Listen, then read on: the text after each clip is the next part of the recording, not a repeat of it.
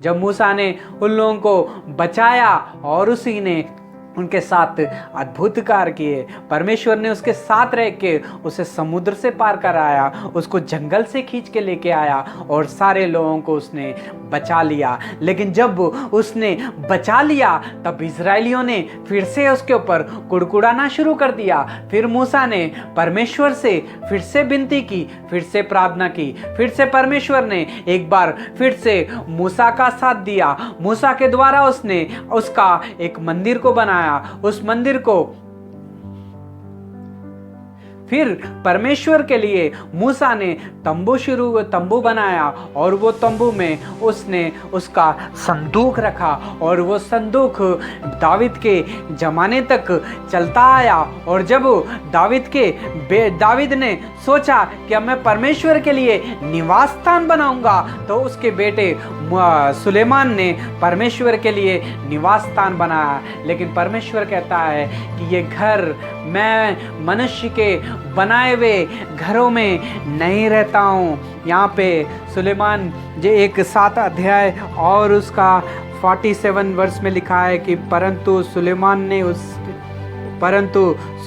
ने उसके लिए घर बनाया, परंतु परम प्रधान के हाथ में बनाए हुए घरों में नहीं रहता, जैसा कि भविष्यवक्ता ने कहा है। वो जो है हाथ के बनाए हुए घरों में नहीं रहता है। परमेश्वर के वचन में क्या है?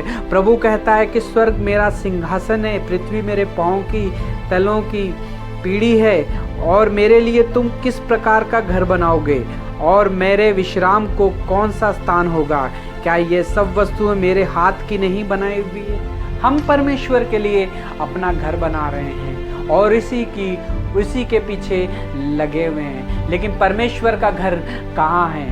स्तिफनुस ने जब उन महायाजकों को और शास्त्रियों को शुरू से लेके यीशु मसीह तक उसने जब समझाया, और सारे के सारे लोग कुड़कुड़ाने लग गए, सारे के सारे बोलने लग गए, ये धर्मशास्त्र के बारे में हम लोगों को समझा रहा है, आके मूसा के बारे में हम लोगों को बता रहा है, अब्राहम के बारे में हम लोगों को बता रहा है। मूसा ने जो धर्मशास्त्र लिखा है ये हमसे ज़्यादा जानता है क्या? हमसे ज़्यादा ये वचनों को पढ़ता है? हम लोग बचपन से ये धर्मशास्त्र को, जो मूसा का दिया हुआ धर्मशास्त्र है, इसे हम पढ़ते हुए आए हैं, और आज ये आके हम लोगों को सभाओं में सबके सामने निंदा कर रहा है, और हम ही को आके आज वचन सुना रहा है। क्योंकि स्तिफनुस उनसे कह रहा था कि तुम लोगों ने किस तरह से, तुमने स्वर्गदूतों के द्वारा ठहराई हुई व्यवस्था तो पाई है, परंतु उनका पालन नहीं किया है। उन्हें स्तिफनुस कह रहा था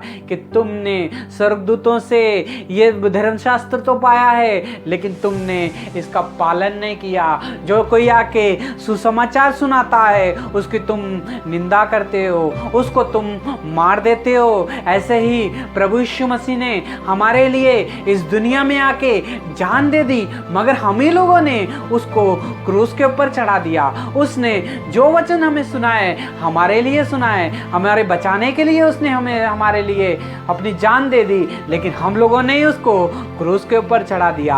आज यीशु मसीह ही सच्चा परमेश्वर है, हमें उसी की उपासना करनी है। प्रभु यीशु मसीह ही, अगर धर्मशास्त्र में अगर देखा जाएगा तो सब चीज़ें, सब गवाहियाँ जो हैं प्रभु यीशु मसीह के बारे में ही है। जब ये स्तिफनुस ने उन सबको बताया तो उन लोगों को गुस्सा आ गया और वो लोग उसको पकड़ के मारना शुरू कर दिया। ये बातें सुनकर वे जल गए और उन पर दांत पीसने लगे।